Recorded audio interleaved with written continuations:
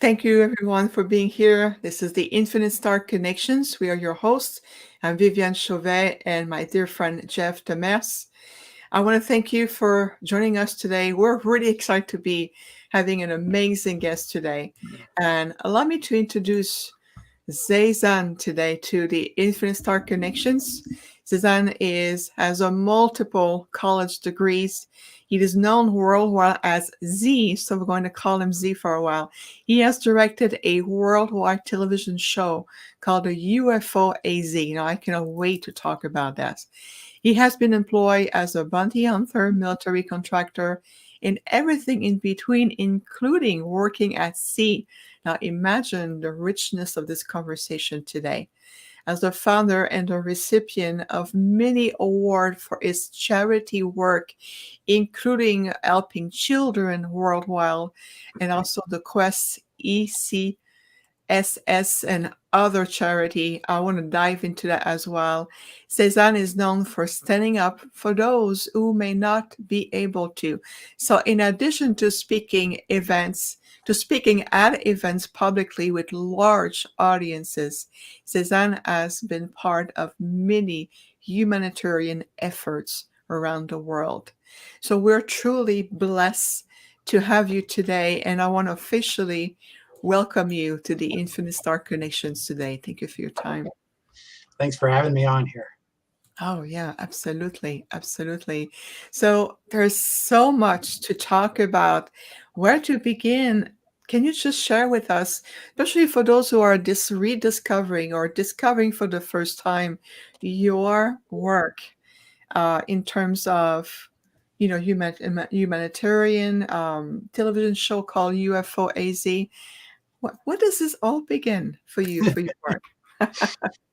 Years ago, I first, was really into martial arts, and I ended up going to Henan, China, and I became Shaolin. And then on to that, I became part of the Table of Ancients, which you can't, volunteer for, or you're selected, and which taught me a whole lot of different things. But, throughout the life, it was just like I was jumping from one thing to another, and none of it really made sense to me, except for that people didn't understand either, because I had skills in so many different fields, but I never could feel comfortable just being in one. And I would leapfrog from one to the other. And kind of funny story, it all came down to just prior to my first visitation, where I figured out half of it. And then after that, I was able to understand the whole picture once I was starting to communicate with these Plejarians. Well, we definitely want to talk about that, to say that you've been talking, connecting with them. Who are they exactly that you are communicating with? Well, they prefer me call them Plejarians. They're not necessarily from the Pleiades, like a lot of people associate the two together. It's about 80 years light years past that. So, but I guess the best way to start this is how I found them. And so, do you want me to tell that?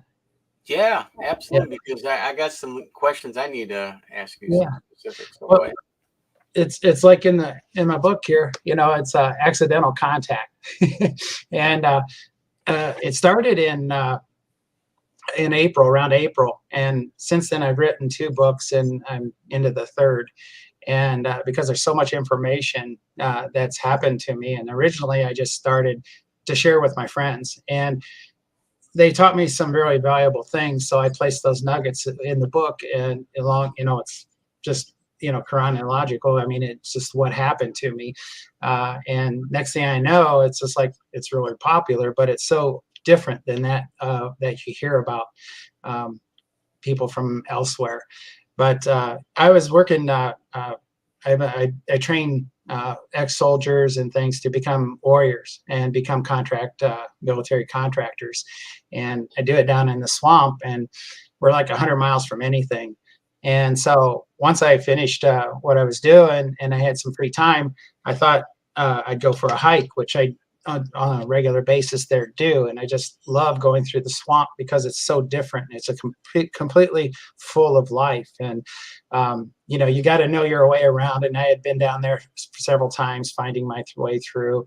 And this one time I'm walking along and I noticed some color. And, you know, in the swamp, there's only a few colors, you know, and when you have something that's completely different, which this was blue, it stood out like a sore thumb. And so it got my attention and I started going towards it. And I noticed it was a female and things were way out of place. And because here's this female, this beautiful female, she's probably about 20 years old, 24 years old in my, you know, my guesstimate.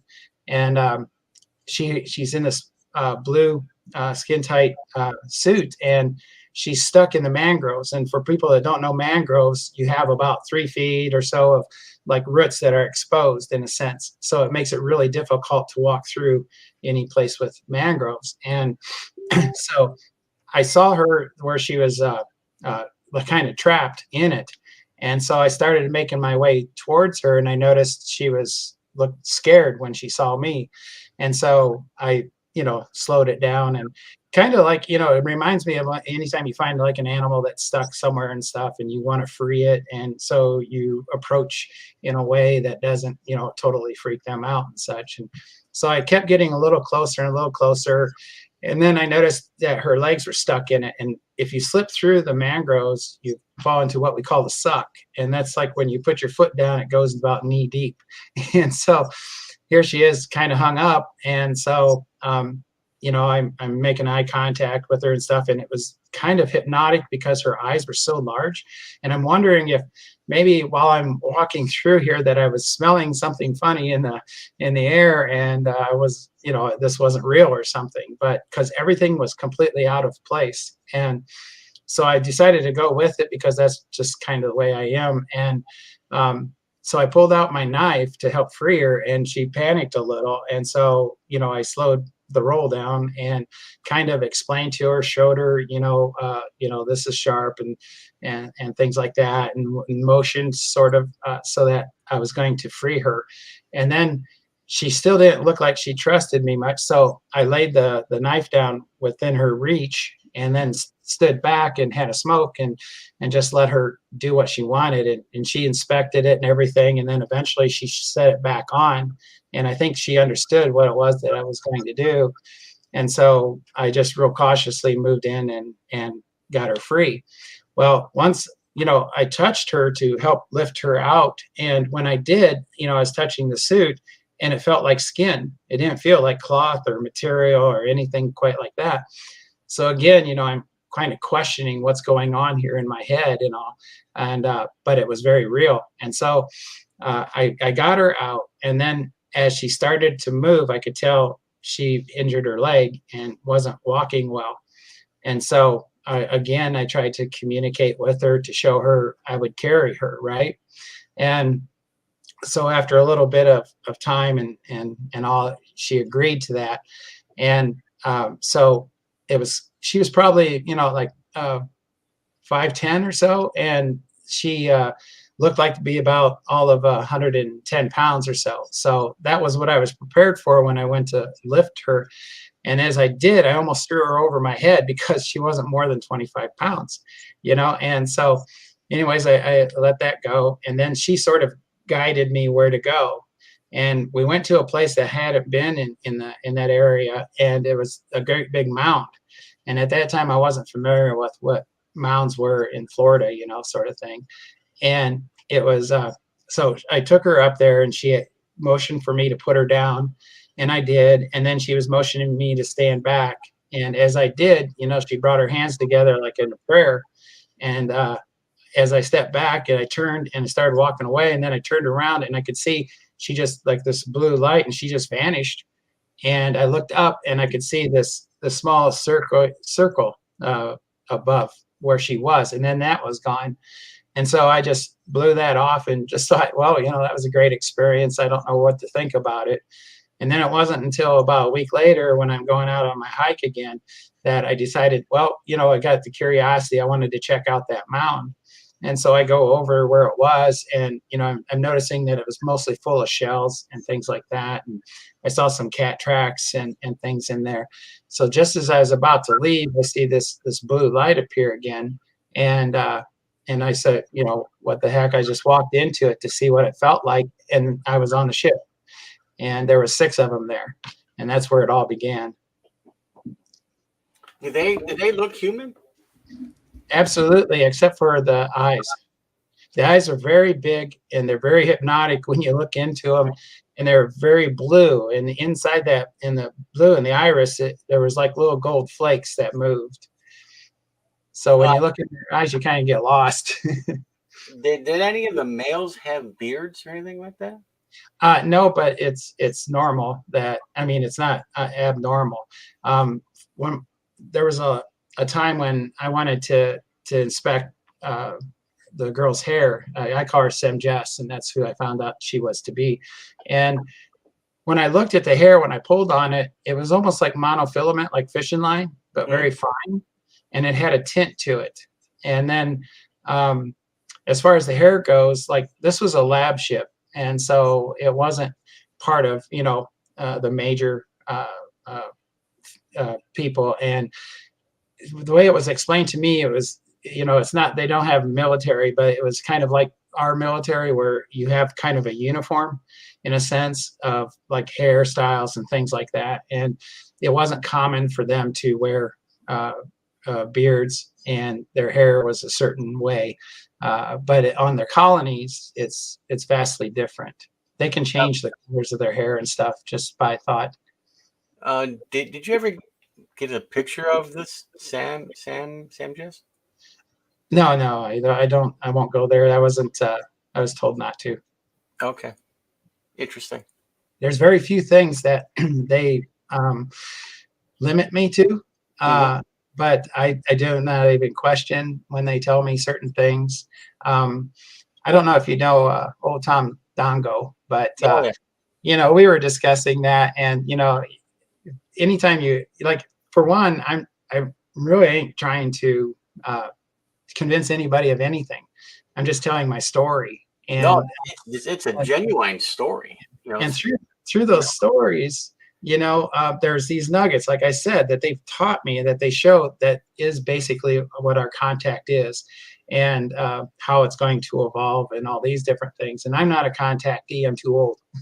And they said I didn't fit the parameters. But because of their interactions with me, a long story short, they found new ways to find contact and to make it work. But so anyways, Tom, where we were talking, and pictures, they can be faked, and all these different things can be faked, and there's no real, nothing that you can really do to convince anybody, which, like I said, is not my purpose. Yeah, but what he did was he remote viewed. I placed some objects there on the ship and had him remote them, and he got almost all of them. So, to me, that was great, because it's Tom, and everything else. But anyways, that's my story, and I'm sticking to it. well, people always consider Polarians the same as Palladians, but I know that they're totally different. And I know this Billy Meyer deal thing. Are they the same contactee people that Billy Meyer gets with, or no?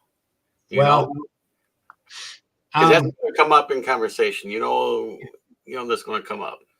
I try to avoid that, because basically what they told me was they had 2 contacts, one hi and one goodbye, and leave it at that.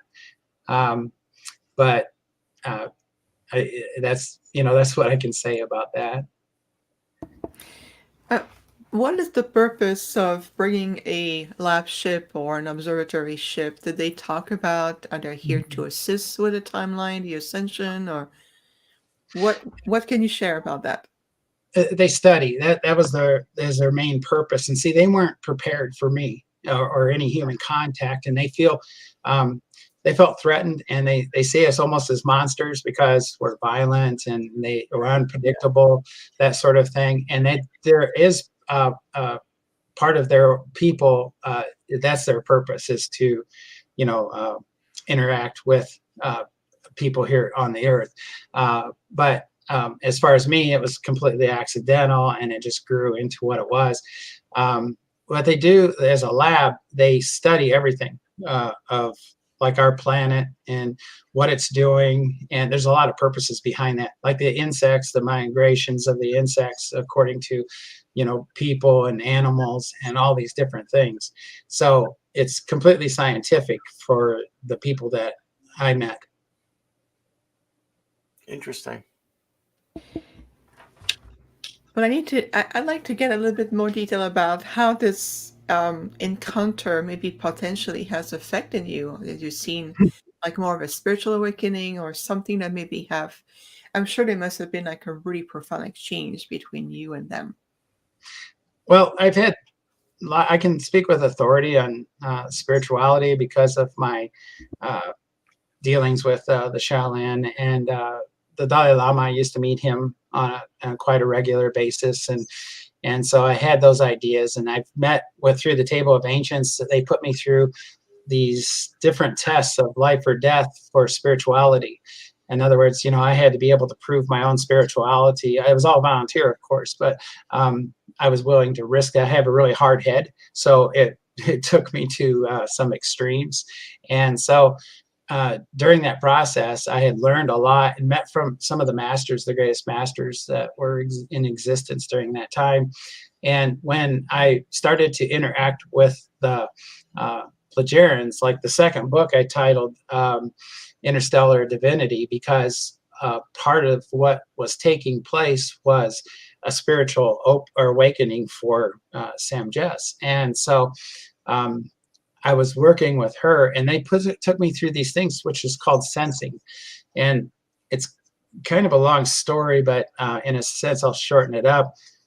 When they first introduced it to me, they gave me a blessing, and it was because of something I did. And during that blessing, what I was to do, the way they explained it, which this is so funny, is I've already had all this training, but it was never to the level at which they presented to me. And so in the sensing, like when you say a prayer or something, right? It doesn't matter what it is, that you don't set the intention or anything. The intention's already been set because of what you're going through in life at that particular moment. So when you sit down to do a prayer, it's very simple, thank you, I love you, and amen sort of thing, right? And then you just let it be. Well, in the sensing, it's very similar to that. The intent's already been set.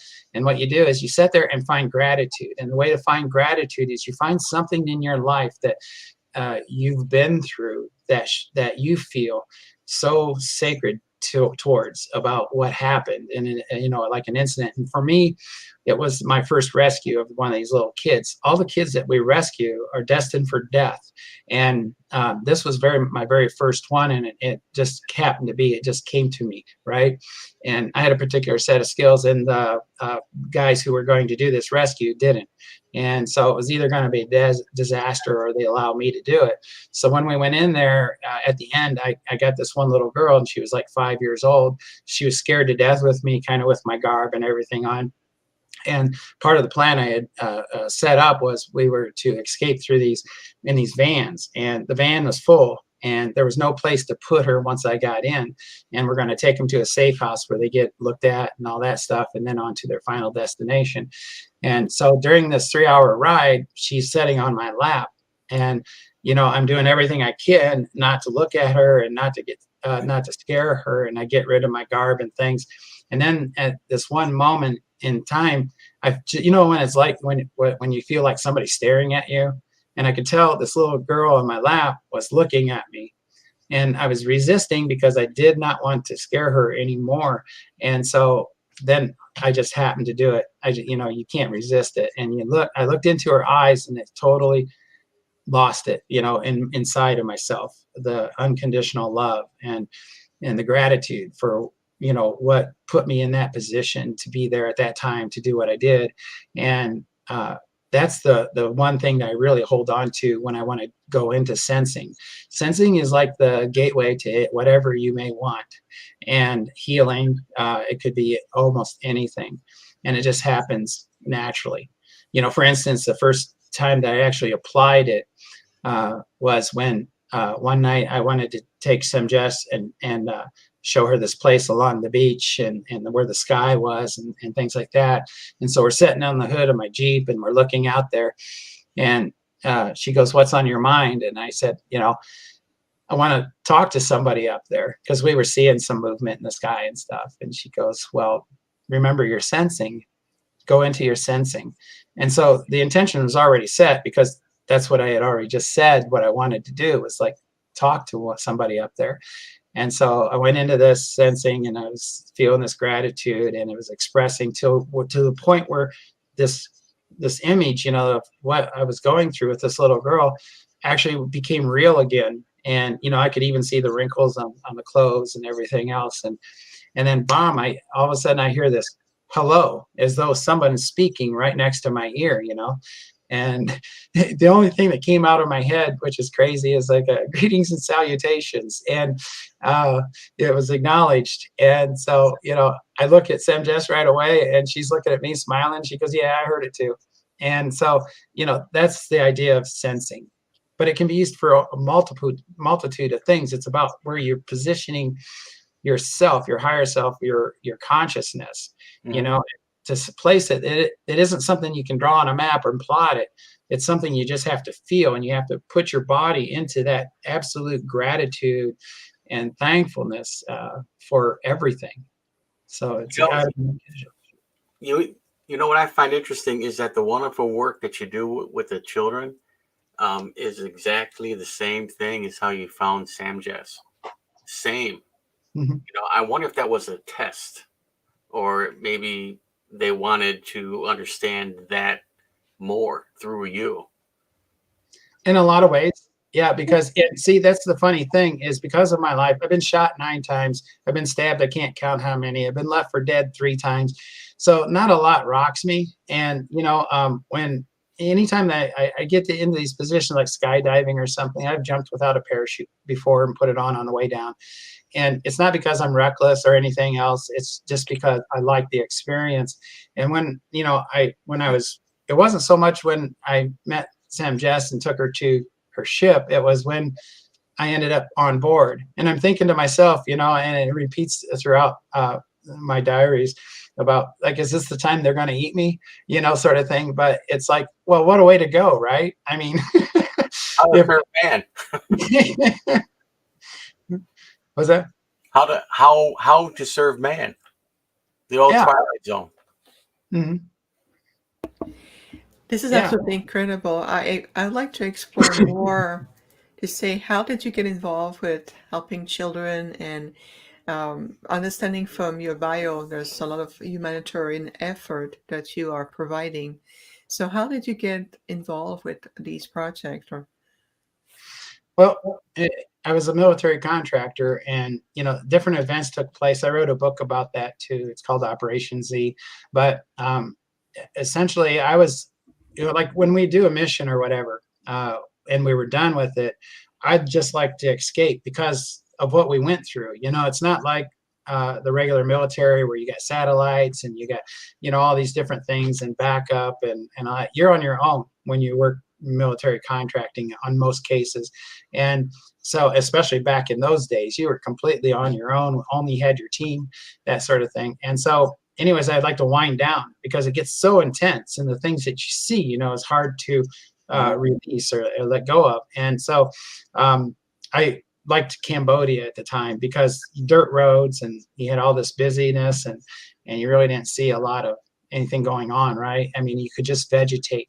And so there was this place I would stay, and they had a cafe that was right next to the road with all the dust and all the smoke and all that good stuff. And so I would sit there and drink coffee and just watch, just, you know, get lost in my mind in a way. And this one time I started to notice like these foreigners coming in, and it was like, it was really odd because usually you don't see like older people just showing up and visiting on a tourist level, this really rough area. And so anyways, one night I thought I'd follow and see where they were going, because the one guy I saw setting off, he met this little boy. And so they took off and they started down. And if you know anything about Asia and these countries, you have these like little alleyways that go back and wind and twist, and they're all made out of scrap, whatever they can find to build walls and a roof and all that. And so anyways, it was nighttime and I'm following along and at a distance, and I noticed that they went into this building and or shack, you know, sort of thing. And so I started to get a little bit closer, and as I did, this little boy saw me and comes walking out, and he was kind of introducing me to what was going on. And you know, I couldn't wrap my head around people buying little children, you know, to do things. And so it messed me up for a while, and I went back to the motel room and I couldn't get it out of my head, and I couldn't get straight. And then in the morning I went down to have my coffee by the road again, and this priest was standing across the road, and he was coming my way, and I kind of guessed that he thought I was one of these people. And so as he made his way around and into the cafe, you know, we straightened that out real quick. And then he revealed to me about doing a rescue. And so I thought, well, you know, you guys are going to die, or the kids are going to get hurt with your plan. And that's my skill. And so I set it up for him. I trained his guys and stuff like that so that we would get all the kids, and we were able to get it out. And then, you know, after that experience, you know, it really stuck with me, and it kind of healed me of all these things that I've been through and done and all that. And now it's similar that I always seem to pick up, I got about 200 of these ex-military or contractors that work with us.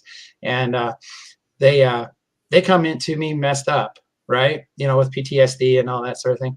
And it's kind of weird because some of it's very severe. And but I know I can see in within them and in their hearts, you know, where they are. And so after about the first rescue, or maybe even 2 rescues, they're completely healed of all of that because of what's happening. And it just became an addiction to me. And it's kind of weird because we're the best in the world at what we do. We don't just rescue them and then pass them off. We're with them. I know where all 2,400 of our kids that I've rescued are right to this day. And I know what the process is going through. I know how they fix these kids. You know, they heal them. And it's not, you know, you can't hire a therapist to come in and do it. It has to be an ex-slave and that sort of thing. And so watching the process and seeing how it goes through, and then what we do afterwards. And, you know, we have to beg, borrow, and steal for anything, for any donations or anything, because it's a dark subject. People think that if they look away, it doesn't exist, you know, until it happens. And it will, especially now with what's going on here in the States. We've become the #1 in trafficking and sex slavery. So yeah, we probably were, but we just never knew it.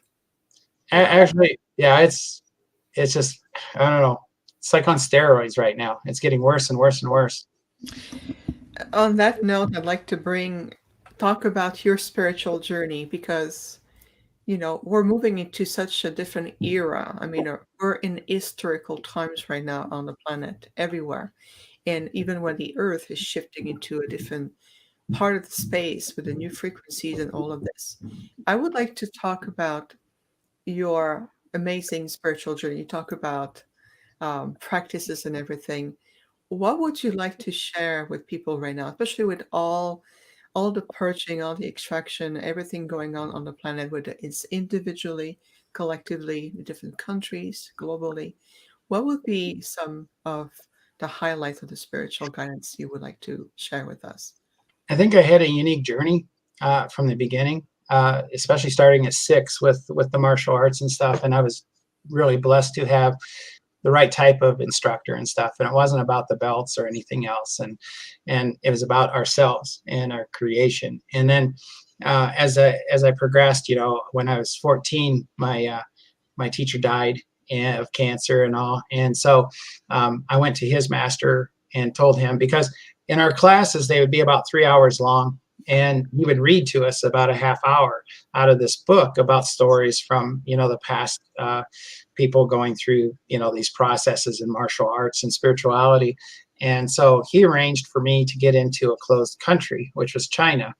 And I don't know what he knew people who knew people who knew people. And so I went on this track, where this train would go right up to China. And then we had to get out, and they had to change the wheels on the cars in order to fit the railroad tracks in China and that sort of thing. And anyways, I got to the temple, and there was 6 monks, and that was all there was basically of the Shaolin that were left. And so me being not Asian, I would not be permitted to join the temple. And because of the connection that got me there, and that they were starving and, stuff. And so they brought me in as a blessing, in a sense, to be able to eat more, so I could pay my way and stuff. And they would train me in these things. And then it got to be something quite different because, I wasn't one of them, but they ended up making me, or accepting me as one of them. And it was in the old days where you had to really prove, your lessons. And like I call it the gauntlet, it's the easiest way, where you become actually Shaolin. And in that process, where you also become priest, at any point during this testing, where it's down in the dark underground, and things will fly at you that you can't see and stuff. So you have to be able to sense these sort of things. And if you make it through, then you can become the Shaolin, from your training. And a lot of people didn't ever make it through those. And so I was fortunate enough to make it through it. And then before they would allow me full indoctrination, in a sense, they said there was something else that I had to do, and that was become part of the Table of Ancients. I didn't necessarily have to become part of them, but I had to meet with them. And then they took me on an entirely different journey. And none of my spirituality came easy, because I had a really hard head, I guess, and stuff. And, it wasn't so simple as you sitting down and you're meditating. And, because I learned a lot of things that are different now than they were then. It's just like meditation isn't meant to be done as in a sitting position, right? Because that's for the old people, because they can't move as well as us. And it's supposed to always be in motion, and it's the simple thing to explain it all is when you're driving your car, you don't have to think about turning right or turning left or hitting your brake. It's just natural because you've done it over and over again. So it becomes that natural. And so it's a form of meditation, in a sense, because you can be holding your conversation or doing anything else. And so anyways, during this testing, each one of these tests from my masters, I had 9 masters, and the opportunity to die was a lot easier than to survive it. And at that point in my life, I had reached a point when I was first introduced to this that, I was really messed up in a lot of ways. I couldn't figure out why things were so different for me or so difficult. And then I go into this, and it's like, I can't succeed at killing myself, so maybe you guys can. And so I embraced it in that way. And what they put me through was really difficult, but I managed to get through it. And so, and then at the end, when I passed all the final tests, which was each master would face me on my way up this ramp, and if each one of them would try one time to kill me, and if I succeeded in passing each of them, then I would lift this pot from the dark and set it in the light. The doors to the temple would close, and the doors outside opened. And so it was basically sending you out on your way now to apply those lessons that you learned within the temple. And so until you could understand the application in the real world, you couldn't come back. And so that was my introduction to it. And that's why it was so interesting to me once I got on, became a part of this Plejarian people, the family, that I really understood all those lessons. Because when you go on the ship, this is one thing that a lot of people don't understand is you have to be completely naked. I don't mean in clothing or anything, but you cannot hide anything. You cannot lie to them. I mean, you can, of course, but your journey's over at that point. And so you have to be able to bear yourself in every way. And that's and it's so comfortable because you think about it, here in this life, we have to have a face for every person that we meet, just so that we can communicate. We can't be this way or can't be that way with this person or so on and so forth. But on that ship, you are completely bare. And it got to this point where it was very uncomfortable for me trying to adjust to this openness that they had, even though I had been in the presence of these people that were so loving and so peaceful. And so, like, this one point, they scan you. Everybody that gets on the ship is scanned. And so they can understand different things if you have a problem or something like that, that's an issue for the ship or whatever. And they asked if they could talk to me about what they saw in me. And they saw all these scars and places where the bullets had been and everything. And they asked me, can you explain more of this? And I'm thinking to myself, my God, if I tell them about this, they are going to realize I'm a monster, the thing that they had at first, anticipated about me. And like, this is going to be the end of this, And so anyways, I started to explain, about everybody gets scars, things happen in our lives and everything. But me in particular, I got the bullet holes and that sort of thing. And so I'm telling them that there's this thing, about some of us, we put ourselves in harm's way, for others who can't, and, to help. And, and I talked about family and all, and they still weren't quite understanding what it was. And one of the things that I found that helped in learning to communicate with them back and forth was showing films, in a sense. And so the thing that I came up with, the best to explain it, because I couldn't think of any other way, was this movie called Taken. And I explained to him, no, this isn't me, and all that. But I said, what you'll see is the meaning of, putting yourself in harm's way. And why? Because at the end, where they get to reunite and he finds his daughter and all that. And so anyways, so I tell Sam Jess, well, let me show you something. And I meant it to be for just me and her, and so we go to her room and they find that, and like when you're in their beds and stuff, they can just move their hands and you have like a screen. And so they can do, it's just so easy for them to apply this. So anyways, we're sitting there, and while this movie's going on, she's getting very emotional, and, they're scared of a lot of things like this. And so I could hear commotion going on in the rest of the ship. And I started to realize that this wasn't a private viewing. They were all watching this and seeing it. And so another funny story is I get coffee there. They've managed to give me coffee. And so I've got this coffee as it's going on, and I'm thinking to myself, well, it was a nice run. I really got to miss these people and everything, but they're not going to want anything to do with me after this. And so once it's over, and well, right towards the end, I see Sam Jess, and she just got her face right up in it, watching as he finishes off the last guy and he gets his daughter, and she could totally understand what was going on. And she started to cry and all because of the emotion that was involved in that. And so once it's over, she climbs over me and goes out to the other room, and I'm sitting there and finishing my coffee, and I'm thinking, well, I'm going to enjoy this because this is my last day here. Yeah, I'm out of here. Yeah. And then they come and get me. And so I go out into the main room where they're all together, and they're all looking very emotional. And I'm thinking, maybe this is when they're going to eat me or something. And anyway, they bring me in, and they're circled around me, and I get the feeling like many times I do speeches in churches and stuff, and there'll be pastors or priests or whatever from several places to hear me, and they come at the end and they put their hands on me and do a prayer over me, right? And it's always been intense to me when I feel that, and that's what it reminded me of, because they all did basically the same thing.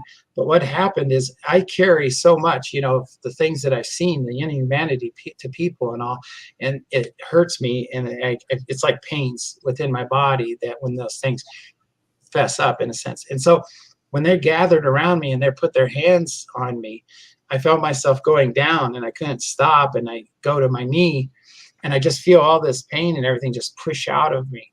And then once it's over, they're all sort of got teary eyes and everything. And they said that they told me they love me, and that they said to me that they see people here on this earth as all heroes, to be able to go through all these different things and these stages. So, every single time it was pushed to where I had to reveal more of myself, I always felt like that's the end when they find out. And it's always the reverse, because I did give that to them.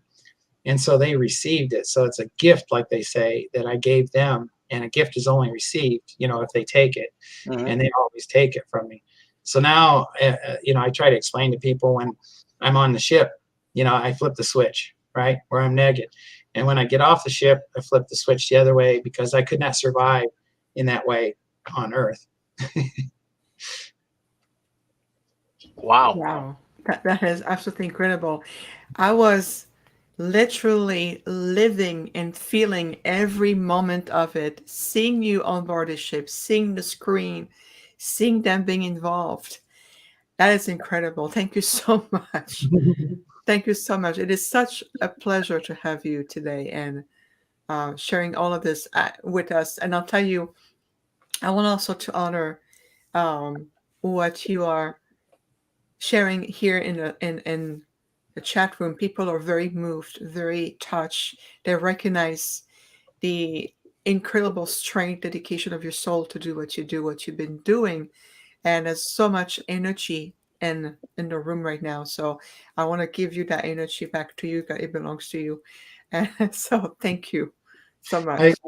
I really appreciate that. But, the way I explain it is I'm just a man, sometimes good, sometimes bad, but always just a man. So, I'm just sharing the story, I'm not trying to prove anything. No, but I bet you that they probably learn a lot from you about us, which is huge.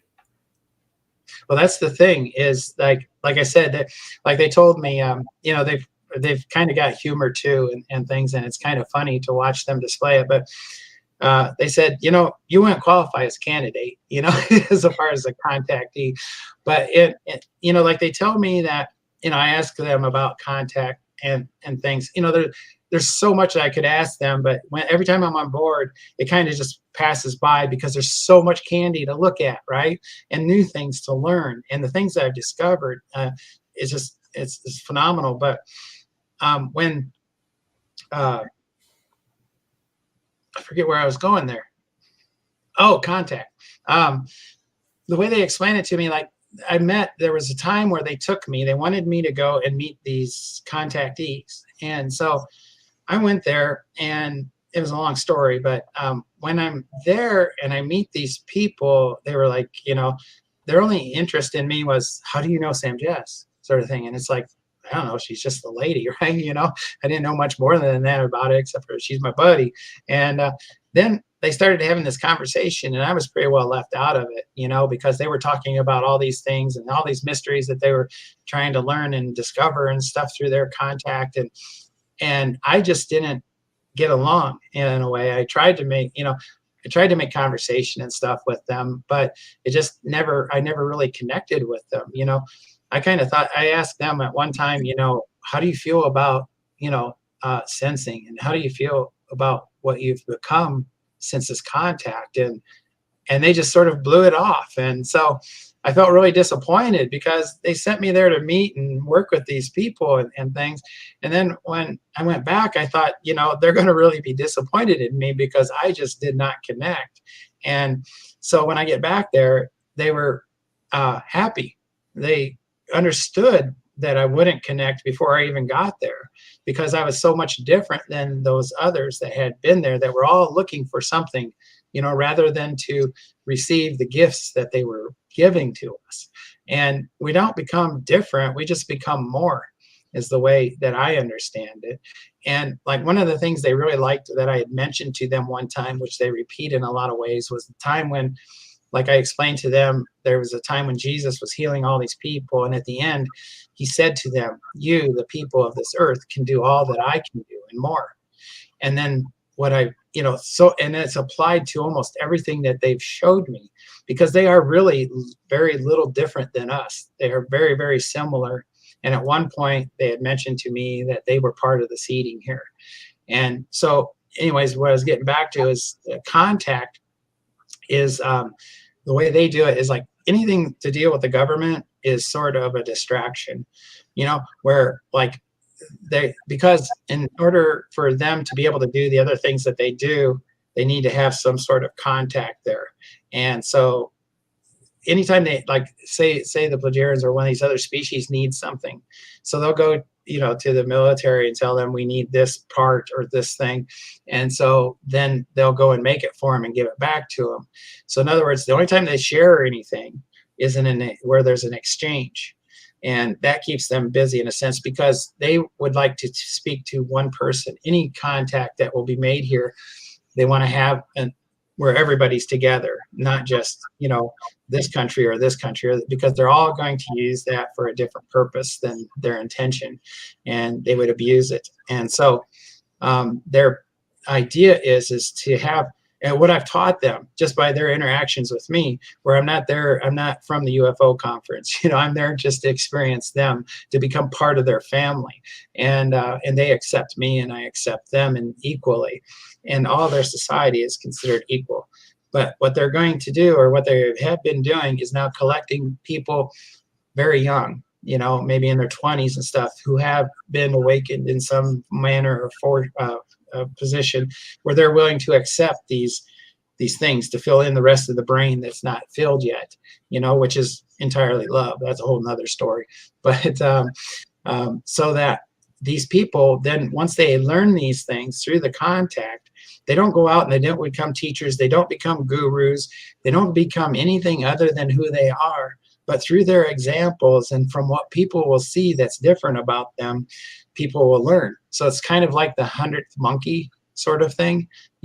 They place this person here, plus this person here, this person here, and then these other people start to see what's going on and then adapt those processes, where in maybe 50 years or so, we will be a unified world, and that personal contact will be possible. I don't know. That's my story, and I'm sticking to it. Yes, please do. And own it, and every bit, every second, every aspect of it. We are all with you. And it is absolutely inspirational, very uplifting to being able to not only to listen and share an aspect of your own experiences. In addition, is to learn from this intergalactic group who have different perspective. Because if you talk to, let's say, someone who has contact with Andromedan or Syrians or others, they will have probably a different level of the conversation, different perspective, different, roles. Did they ever share to you? Just pure curiosity here, okay?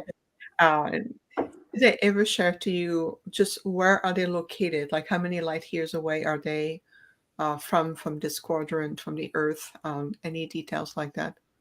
Well, Earthling's description would be go to the Pleiades and another 80 light years beyond. Yeah. How do they? You talk to them? Do they come here like once a week or once a month? It's random, because I value being here and my charity. It's what I do. It's who I am. But at the same time, which is kind of funny, because why would somebody who created this charity, like back in 2015, be willing to risk everything in a sense of writing a book like this, right? Oh, the guy's wacko. He works with aliens, sort of thing. And welcome to the club. Yeah, and it's like, well, I don't get hardly any support anyway, even though we're the best in the world, because it's such a dark subject, and who cares? In my opinion, I'll survive it. I'll keep doing what I'm doing. Nothing will stop me from that. So, anyways, and the value of the things that I've learned from them, like I said, I created it to share it to my friends and whoever may just come along and pick it out, right, and find what it is that they're looking for. And there's nothing complicated about it whatsoever. It's just a matter of the way you see things. Mm-hmm. Kind of an example of that is like when one time when we were having this conversation and we weren't getting very far, and it was getting frustrating for me. I tell them, I'm teaching them something, right, in exchange, right? And so I'm telling them this guy's walking down the street without a shirt. Okay, pretty simple, right? 16 hours later, they're on the edge of their seat, so excited, continually ask questions. And I'm kind of trying to wrap my head around what is it so difficult about a guy walking down the street without a shirt. And it's because that they see things on, when they first see something, they look at it in so many different ways, so that once they see it and understand it, then they could actually be here and experience it and understand what was going on. And that was when I introduced film. I took a break from them, and I introduced mostly very PG movies, but it had to do with family and things like that. That way, once they watched those things, there was an easier flow of questions and how to understand things, and it became very comfortable, right? So that was the way that I started to be able to get comfortable with them and them with me. So yeah, I still have this, but it's a constant, every time I'm away from them, I want to be with them. But then after I'm with them for a while, I'm starting to get lost. Yeah, I'm starting to get lost in the love, and the you don't have to have any pressure because everybody already knows everything about you. So there's nothing you can hide. You can just be, right? And but then I know that I got to get back here, to continue what I'm doing here. So I got to flip the switch and come back. And that's really interesting too. I asked them how they found me, because I can be anywhere and they can find me. And it's about frequency. It's like when I would teach Tai Chi and Qigong, especially Qigong. A lot of people don't really realize what Qigong is. And it's slow, brief pauses, no long holds and things. And what happens is, in order to find our frequency, our unique frequency, we have to go through this process that each of our organs have a different code, right? A different frequency. And people that go to their regular jobs, sit on their butt every day and have to go through these things for 8 hours or whatever. And what they do is they start to lose that, and all the organs start to harmonize at the same frequency. Well, in Qigong, what it does is it separates each of the organs where they are able to find their own unique frequency. So once they're all separate, then unified is your unique frequency. So they can find that frequency. And I always feel static when they're coming or when they're connecting with me. And so they can find me anywhere at any given time because of that unique frequency. Well, when you're gone with them, are you missing time here on Earth? Or is it instant? No, it's regular time. So like you're there for about 8 hours, and you're missing 8 hours here. Yeah. Okay. Now, there's also time was a big issue that they had brought up to me. The captain asked me to find out or to learn about time, right? And what was really comical was I already knew all the answers, but it took a friend of mine to actually explain it. And it had never dawned on me what time really meant, because there was an incident where me and Sam Jess are what this lady called Mother, who is like the spiritual leader of them. And Sam Jess is almost like her daughter, right? And so they're very close. And she had told us that we were twin stars, which we think alike. Our emotions the same. Everything about us is so identical and so close. So me and her get along. We're like, partners in crime in a sense. And so there was a time where, for me on a personal level, if I get on a beach that's not crowded or anything, and one time in the Philippines, I sat to this beach and it was nighttime and there's nobody around, and I sat there for 8 hours and just stared off at the stars and the ocean, and I can get lost like that very easily.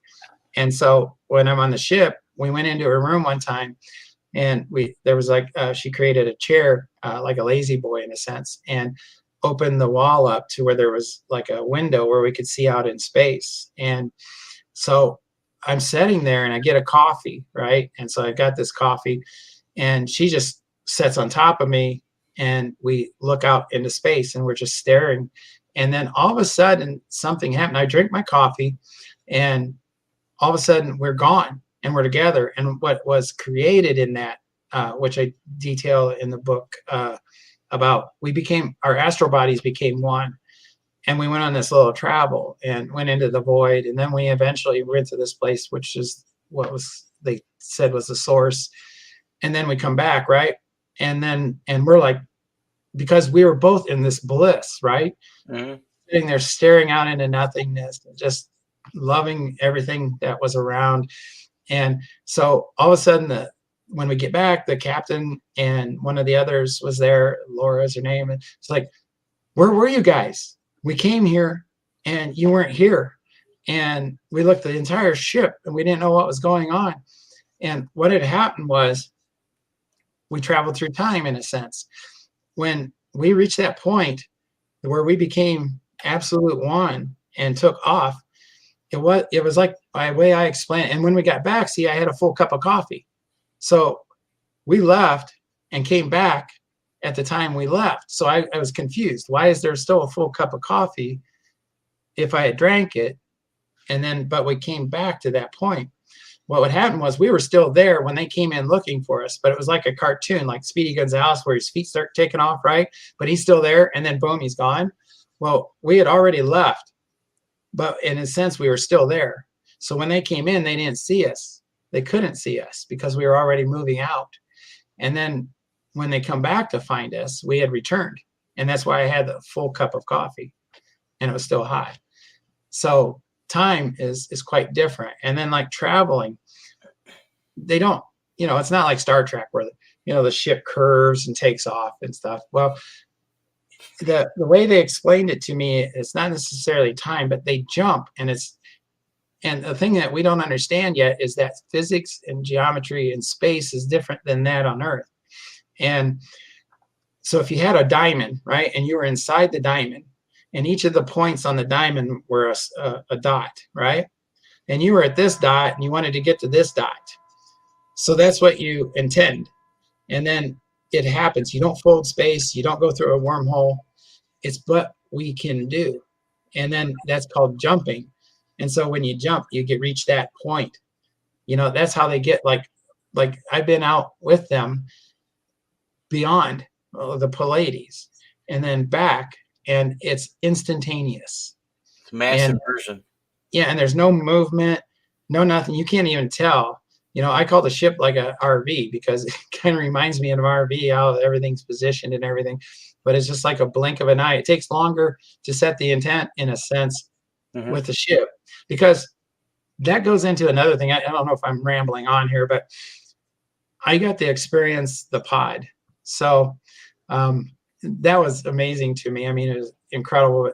I'll just sum it all up in the sense of what I've learned since I first journeyed in one.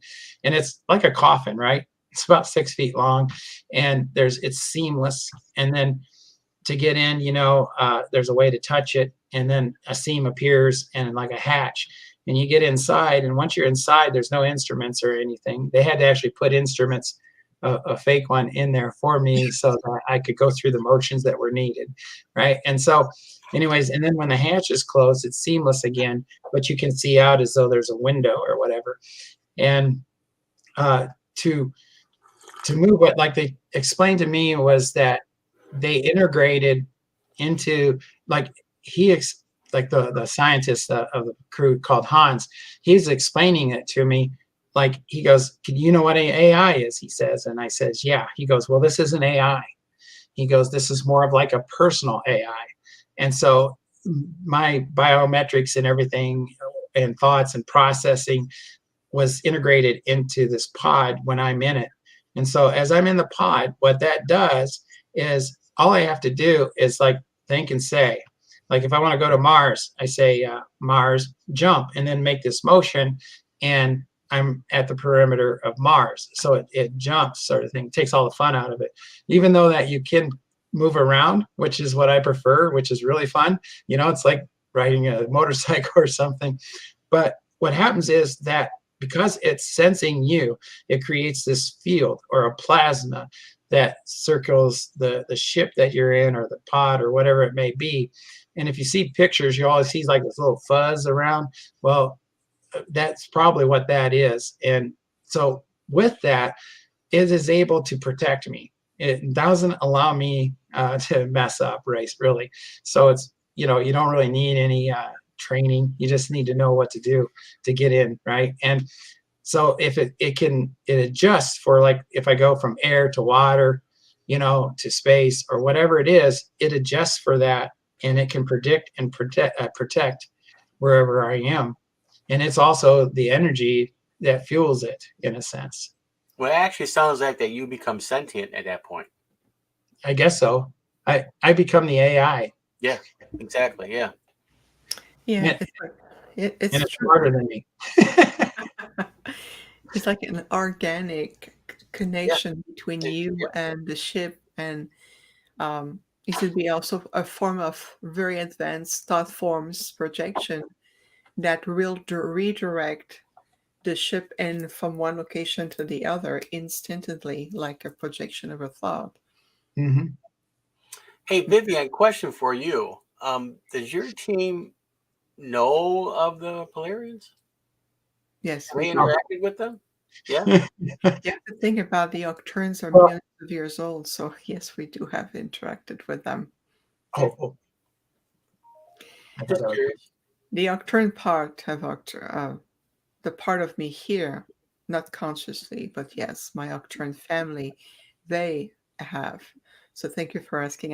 I knew, Jeff, you were I going to know. ask I that. just had to see if your dad was, if he's like, hey, by the way, Yes, we work with a lot of groups, We do at that level. Here, I work with certain groups, but yeah, at that level, they do. On that topic, we do have a question for you, Z, from the audience, if that's okay with you. oh yeah, yeah. I had a beautiful question asked, and it is said, did they reveal any special correlation between light and time to you? Did they talk about this? Oh yeah, yeah. And that's kind of what happened in that experience that I explained to you about. And I did a thing. I got a channel that I had a friend on that he understands the science side of it, and he did a really good job explaining it. But um, light is just about everything, and the occurrence of it and the transmission of it. Uh, what exactly was the question? The question was, let me retrieve it. Is there any special correlation or connection between light and time? Yeah, it. We can be anywhere, anytime. We can go back. We can go forward. It's all going on at the same time in a sense. My friend explained that very well. I can't recall exactly how it's explained, but we're totally malleable. For an example, like he was telling me, this moment he made this connection, this heart connection with this other individual.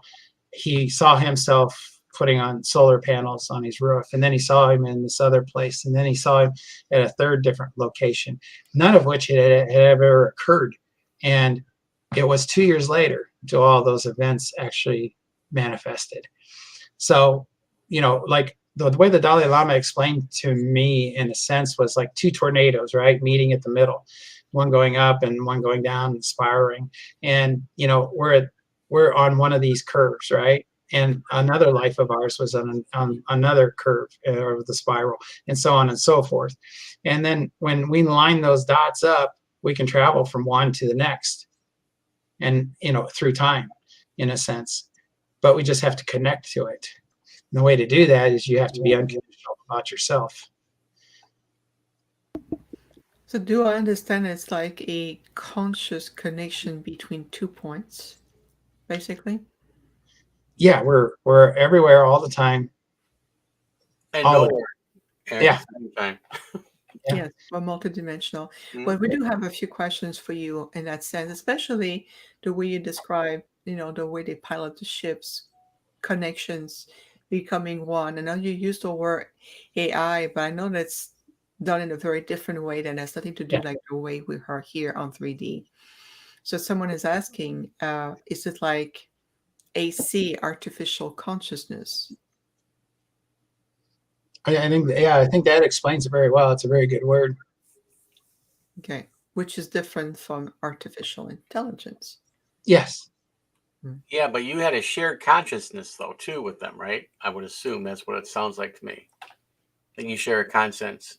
When you're naked Yeah. and they know you, Yeah. there's nothing to hide, and you can travel between each other. Right. And I think that's why, like me and Sam, just being so similar in frequency, that how it was that we traveled in one astral body. you know, because that's who we are. You can, and see the perspective of it is you're in it, right? And you're with this person and you're sitting right next to them. Well, at the same time, you can be outside of that energy field, seeing in and witnessing yourself there. So you're seeing both internally and externally at the same time. You know, there's really no difference. Okay. Yeah, this is our safe space, right? This is what we've chose to be, which leads me to another thing is like, you know, we want to be here. We want to be in this body, you know, because it's safe in a sense, but it's very limited. But, you know, isn't that what every child does? They want to be in that little safe space, and anything outside of it, they start crying, right? Well, you know, that's the thing. You have to be unconditional in acceptance of more, right? Well, you know, where was I going with that? Acceptance. Unconditional love. Yeah. I'm trying to go. Where was I going with it? You mentioned that we want to be here in this body to feel safe. Like children wants to be in a safe place. That to bring acceptance, like Jeff said, unconditional love. And that's what the energy you were shifting into. Yeah, but the thing is what we don't realize is that we're completely more, so much more than that. You know, it's like our brain. You know, our brain is used, the whole brain. But the way I see it is like if you go back and look at apes or chimps, they have reached their evolution, and they're not going to evolve any farther than what they are. You know, they reached the point where they could use a tool and things like that. But everything that they can become from here is reliant upon what they've already learned, and that's the extent of it. Where I believe in what I understand is these Plejarians are just like us, and I believe that they're 5,000 years more advanced is the way I understand, and they've already passed evolution, and so have we as a human species. But all in this brain, that yeah, we use all of it, but it's not all full. And from what I'm learning is this love, this being naked sort of thing is what will fill the rest of that brain, which will allow us to do more than what we believe or know to be possible. And as we fill that with that unconditional love and we become, you know, it's a natural law. It's like I was asked a question because about their birthing and how they create life and such, that it goes like they don't have to prepare, right? Like when I grew up and stuff, oh, you need to get this kind of job. You need to have the skills to do this job, you know, and then once you do, you know, they start to evolve into other fields like, oh, now we don't need tool and die, you know, we need this kind of person, a computer programmer and such. And we're always delinquent upon having those opportunities, where in their world, it's natural law. When they birth, you know, sex isn't really a thing. And even though it does happen, but it's rare and it's more ceremonial, but they raise this child, and for lack of terms, like a test tube sort of thing, where the only thing that they alter in a child is defects, but nothing else. And then they develop them while they're in this tube. They raise to what we would see as like a 2 or 3 year old before they're released from this. And they have all these surrogate mothers and fathers who have volunteered. And once they're released from that, they're encouraged to find what it is that they like, right? And so they'll pick certain toys and certain things, and they will be encouraged on anything that they want and never directed. And what will happen is that they find a skill and they pursue that skill. And once they do, they fill a position in a sense. And it's a natural order, because the things that they're going to gravitate to is sort of on a conscious level. And so they never have to fill needs for new technology or new things. It all comes from the love and the natural order and the way that they are brought into the world and introduced to that world. So everything is, when you are free of all these different faces and you're completely naked and everybody knows everything about you, in a sense, you're free in a sense, to find that natural order, and you become the natural order. Does that make sense? Yeah, it's like your brain is already programmed. They just add the fuse, and now you can do it.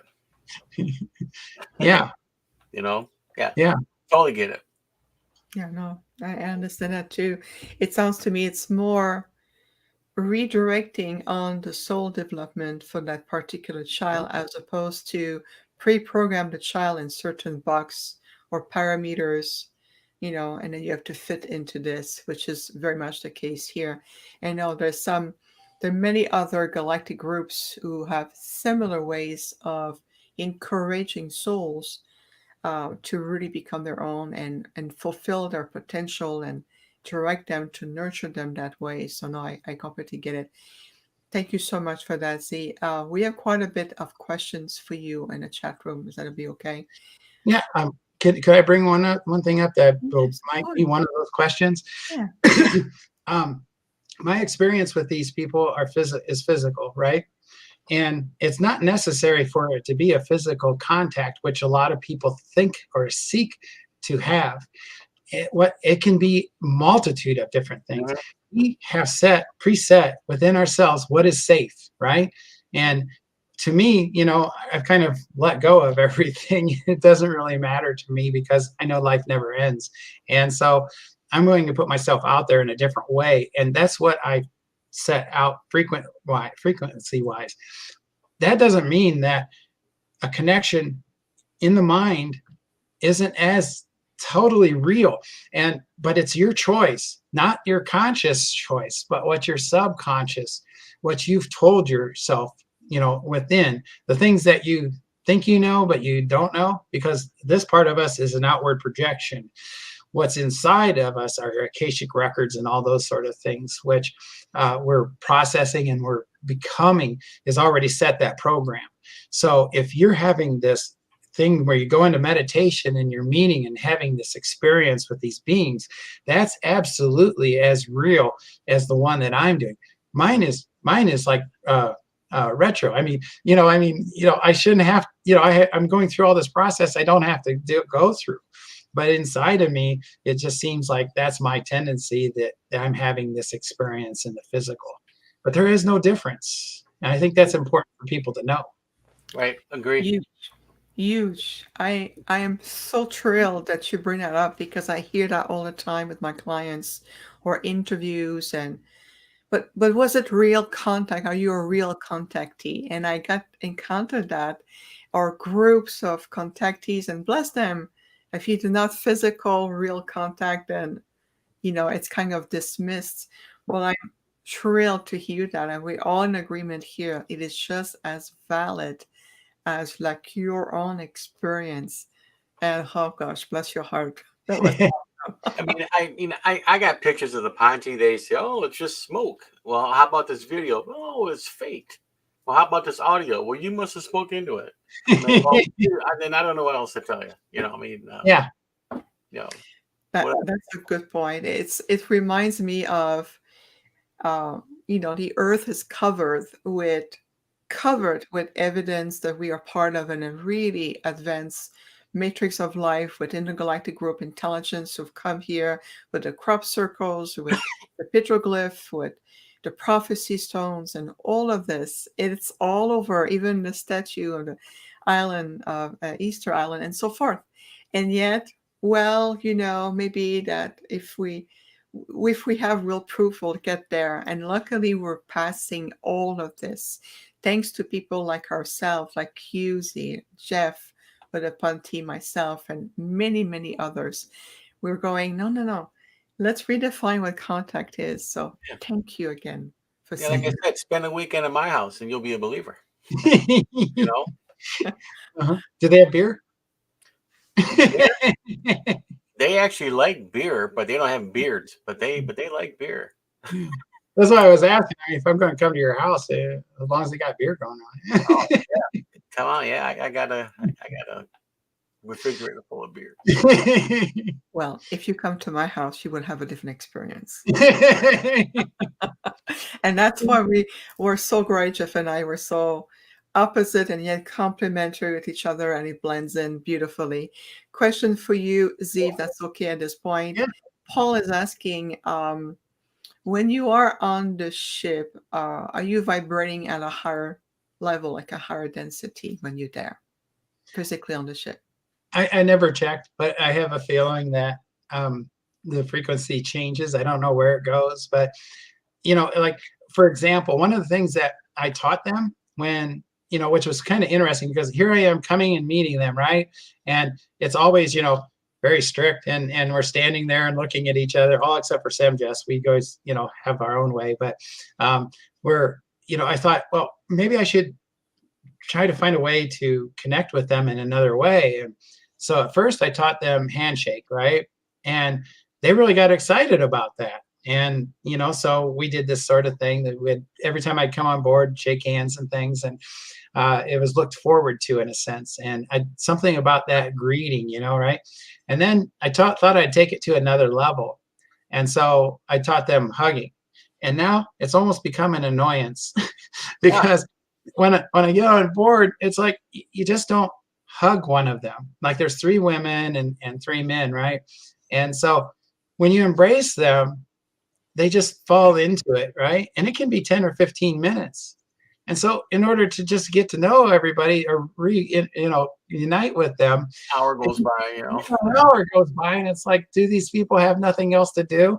But at the same time, as I'm resisting, which I always used to, some of my friends make fun of me because hugging just wasn't my thing, right? And now here I am teaching these people from another place how to hug. And so, I introduced it, but they're the ones that's teaching me. And it's like, oh man, not again. And then boom, you're into this space that just feels so intensely gratifying, and you just love, right? And you don't want it to end, but for some reason it finally reaches that point where you're full, I guess, of them, and you break free, and then you move on to the next person, and so on and so forth. And so it's become sort of an addiction. But anyways, that's my story. Yeah, it is actually like being inside of joy. Yeah, bliss. Yeah. Yeah. And that changes frequency. Yeah. Yeah. It's the diamond heart. Mm-hmm. Yes. Yes. And it radiates. Stupid question. Do they have 5 fingers? Yes. Okay. To my, understanding, I haven't gone in detail. Of course, I've snuck peeks and stuff, but in a sense, they don't look any different than us, except for they're basically perfect beings, both the men and the females. And except for their eyes are quite different. And then from my understanding, their intestine is shorter and their stomach is shorter or smaller, and that they excrete fluids through their skin.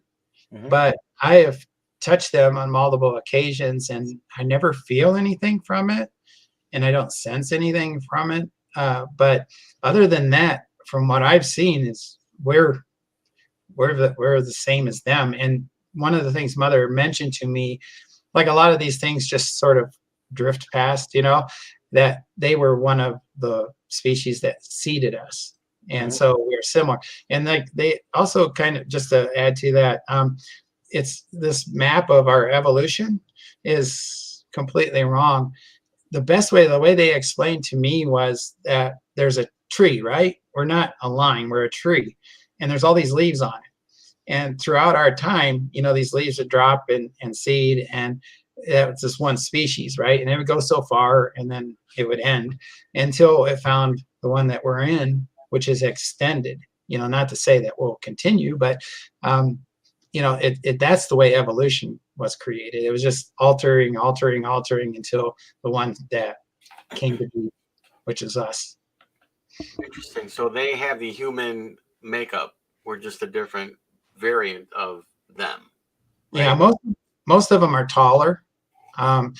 They are all what we would call white. Mm-hmm. Although I can see, like, imagine like if we were all blended together, everybody did everybody, and you would eventually find, a single race. Well, that's what it looks like, because like Mother, she appears to me to have somewhat black features, but she's white. And then there's another one that has Asian type figure, or something that's subtle, but it's I see it. It's obvious.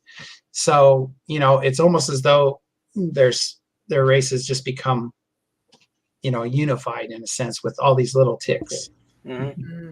Yeah, I see what you mean. Like little unique traits that still carry the diversity, but in a unified way and within the race. Yes, that's beautiful. Well, if they are 5,000 years more advanced than the actual Earth humans, that would make sense that they have reached that level of unification within within their groups. And so they would be they are part of one of their root races that have come on the earth and contribute their genetic material for the human. Oh, and something else that I get reflected on this all the time through my experience with them, that they are us. I mean, absolutely. I mean, the female gene is constant through the entire universe. And why I say that is this one time when Sam Jess was here, I wanted to take her out, right? And just allow her to see and walk around. And so the only thing we really had to mask was her eyes. And so I take her to a mall, and it was kind of funny. I'm trying to teach her how to dress to because they can't wear their uniform or anything. And so one time she showed up like trailer trash, and I had to correct her and stuff. So I got her down to that. And so she got kind of addicted to clothing and looks and stuff. And so I take her to this mall, and she's noticing women wearing earrings. And so it's like, can I have one? And it's like, she wanted a piercing. And so I thought I had to think it out, right? How am I going to do this? You better get permission from her dad, man. And so anyways, we went to this place. It was $20. They get a free earring and a piercing, right? So we go in there, and she tells her to remove her sunglasses. And I say, no, she just got it from the doctor. She can't take those off. Cataracts, man. She got to keep glasses on. Yeah. And so it was like, okay. And then when she pulls her hair back to get to the ear is different. The ear is pointy, or yeah. It's the Vulcan. Yeah. No, it's more narrow and taller, where ours are shorter and rounder, right? But it's not that different. And she goes, well, this is unique, as the lady's going. I said, yeah, she's Norwegian, one of those people. And she goes, oh, I haven't had a Viking in here in a long time. So everything was all good, right? And so she got her earring, and she was looking at it in the mirror and everything. And so we exit there. And as we're exiting there, it was like, I'm just like with a normal lady, right? She's pulling my arm, and we go to where they have clothes, and she's looking at all these clothes, and she wants to go in and everything. And I said, no, I don't think so. This is, beyond that, right? And then we got to a shoe place. Well, we had to go into the shoe place. Oh God, here we go. Yeah. And so she tried on these high heels, which I thought was really comical. And she had this crazy look on her face, and she goes, these aren't real, are they? Yeah. And yeah, she couldn't do it. And so she ended up finding these pink tennis shoes, pink, right? And she just totally fell in love with them. And I know what their shoes feel like, because I had to wear them at one time, and they form to your foot. As you put them on, they grow into your foot, right? Just like the clothes, they grow onto you. And so there's nothing better than theirs. But she fell in love with these pink tennis shoes, and so I had to get them for her. And now I see her all the time wearing them, and they're not near as good as what they have. So I swear they are us. I mean, I see it reflected in so many different ways. But yeah, they have all those same wants and desires that we do. I don't know what it is. It's in the men are the same way too. I don't know. The Ponte took a bag of my socks, and I never seen them again. They're black, but they want to say, hey, that's mine. That's mine. That's mine. Well, I definitely belong to a different civilization. We do other things. Yeah, you guys are different. Yeah, very different. We have just about 6 minutes left. question from Gail for you, Z. Can you just go back in time and change anything you would like to? Have they talked about that with you? Yeah, but you have to look at the consequences to that. I mean, I don't understand that exactly. If I think about it, like going back in time, there wouldn't be a reason for me other than to observe something, I think. Because when it's one thing, it's like when teaching astral travel, right? I never would teach anybody about astral travel, but I can give them the format to find it on their own. Because if I was to teach them the full thing about doing it, then they're following me. And even though that we're having the exact same experience, we're going to consciously see that quite differently. So when you leave your body to go on an astral travel, it's like, your intention would be to go see who killed Kennedy, right? Well, once you're out in that space, you have no interest in that because there's so much other things that you can find when you're in that astral body and traveling, right? So when you're moving through time to revisit something, you are different consciously than what you had intended to do, So I don't believe that we would even want to change any of that or have the interest in going there when we have the present, to explore. Like my friend did, or he was in the future and got to see certain things and was really there, right? And then he comes back and it isn't 2 years till he experiences it again, and this time in this body. So I don't know if that answers the question, but I really can't see that one would want to interfere with anything. Oh, thank you so much for that.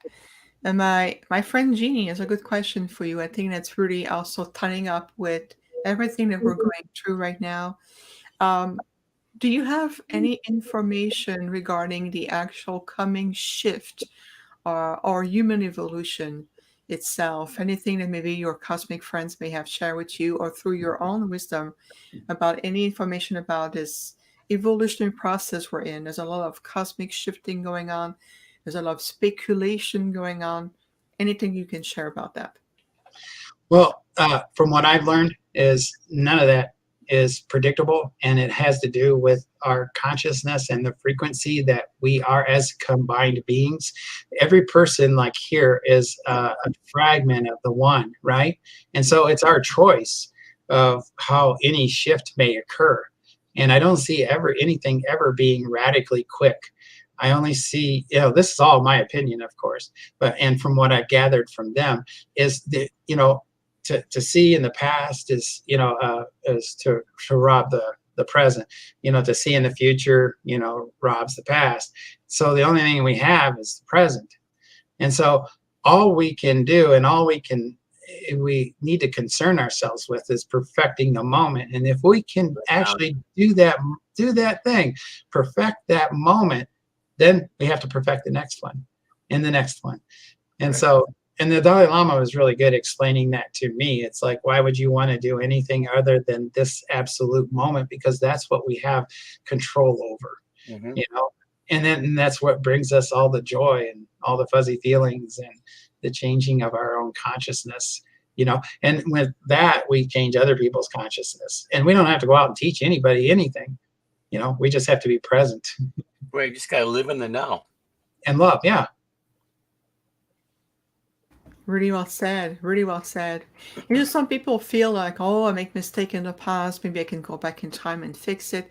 But in reality, we're in a continuous flow of time where we're stepping outside more and more of that 3D linear way of perceiving time, where we are multidimensional being and everything is coexisting now. So it's what you do right now, whether it's your family, your children, yourself, where you devote your love, your heart. Where are you investing the best of you every day? Would you agree with that? Absolutely. 100%. See? Undeniable. I mean, what a waste of time, right? To go back. Right. Yeah. No, you can't do anything anyway. No, but you can now. You can now. Right. You can forgive all that and let it go. It's in the past. It's behind you. Yeah. So I am exactly. Well said, Jeff. I'm showing right now on the screen one of your website link in regards to your incredible life experiences and in the beyond, as much as on this earth plane, which is extremely needed. And we bless you, warrior of light, as much as in a cosmic way. So everyone, make sure you take a picture of the screen or you write it down to reach out to Z with incredible information here. There's another one also on the website I'm showing right now, the Quest tcss.org. Please go check it out if there's any form of, help. It's actually ECSS. I'm sorry. Thank you for correcting that. I appreciate it. It's on the screen. Don't take my word for it. Listen to Z and look on the screen, everyone. I want to make sure that everyone has ways to reach out. That's why I showed website available right now. I know the Divine Fractals also posted links to your books directly. So thank you, Divine Fractal, for doing this. Absolutely incredible. Yes, thank you, Jeff, for showing the book on the line. And as we're wrapping up today, usually I'm the one with my Arcturian group doing it, but I will feel very inspired. Would you grace us, maybe just doing a little short prayer, bring the light, the love with us, just to bring energy for all of us? Best way for me to do that is the way they do it. And it's like, just embrace love and in silence. And then release. It only takes an instant. Beautiful. Beautiful. You got to come back. You got to come back, my friend. You got to come back. Yeah, no problem. Would you? Oh, yeah. Awesome. Awesome. Well, part 2 coming up for sure. You're always welcome here, Z. Thank you so much. I had a feeling the energy about 2023, I think it's going to be really much in alignment. I also feel the presence of, I call them your cosmic friends. I can feel them as well. I want to thank everyone today for joining us. I know that you've contributed so much with questions, energy, love, a lot of respect for you, Z, from the audience. And no worries, we accept you as who you are. We understand sometimes we have questions that has different energy to it. We're here to support everyone. And also at the same time, we're here to keep the energy at a higher frequency to really help to bring back the love, the gratitude, and everything. So no worries, everyone. We accept you as you are. You're always welcome here. Z, thank you so much again for being on the Infinite Star Connection podcast. We're going to be live again next Sunday, everyone, September 25th, talking with Sheila Seppi. She's an Andromedan walking, full memory of when the soul changed coming in, her mission here, her different perspective of the way she perceives lives. It's going to be another really uplifting conversation. So always trust in your light. And we will see you next Saturday right here, 11 a.m. Pacific, 2 p.m. Eastern Time. Z, once again, from our hearts to your heart, thank you. Thank you so much. Love you guys. Thank you. You too. Much love, everyone. We'll see you next Sunday.